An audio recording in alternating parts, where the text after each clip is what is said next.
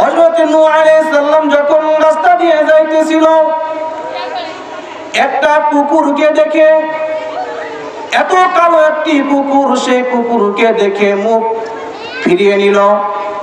হযরত নূহ আলাইহিস সালাম যখন মুখ ফিরিয়ে নিল, কুকুরটি বুঝতে পারলেন আমাকে দেখে, আমার কালো চেহারা দেখে আমার থেকে মুখ ফিরিয়ে নিয়েছে।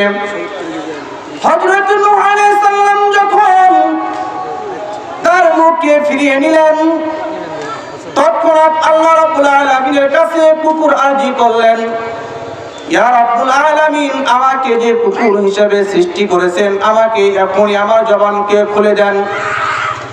তৎক্ষণাৎই কুকুরের জবান খুলে গেল। কুকুর ওই সময় নূহ আলাইহিস সালামকে বললেন, হে নূহ, আপনি আমাকে দেখে আপনার মুখকে ফিরিয়ে নিলেন, আমার এই কুৎসিত চেহারা দেখে আপনার মুখকে ফিরিয়ে নিলেন। আমার এই চেহারা, এই আকৃতির উপরে যদি আমার বিন্দু পরিমাণ যদি হাত থাকতো, আমি কখনোই এই আকৃতি তো দূরের কথা, আমি এই কুকুর হয়েই দুনিয়াতে আসার জন্য কোনো আমি দরখাস্ত বা কোনো আমি সিস্টেম করতাম না। আমাকে স্বয়ং আল্লাহ রাব্বুল আলামিন সৃষ্টি করেছেন, এখানে বিন্দু পরিমাণ কোনো আমার হাত নেই।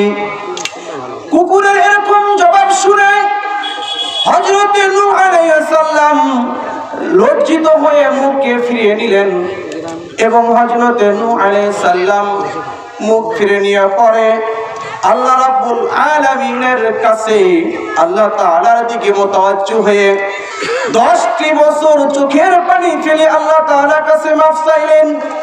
ইয়া রাব্বুল আলামিন, ইয়া রহমানুর রহিম, আমি ভুল করেছি, আমাকে কত সুন্দর করে মানুষ হিসাবে, আশরাফুল মাখলুকাত হিসাবে দুনিয়াতে পাঠাইছেন। আল্লাহ রাব্বুল আলামিন, আমি ভুল করেছি, আপনার সৃষ্টিকে তামাশা করে, হাসি বিদ্রুপ করে মুখকে ফিরিয়ে নিয়ে আমাইছেন। ইয়া রাব্বুল আলামিন, ইয়া রহমানুর রহিম, আমি ভুল করেছি, আমাকে মাফ করে দিন।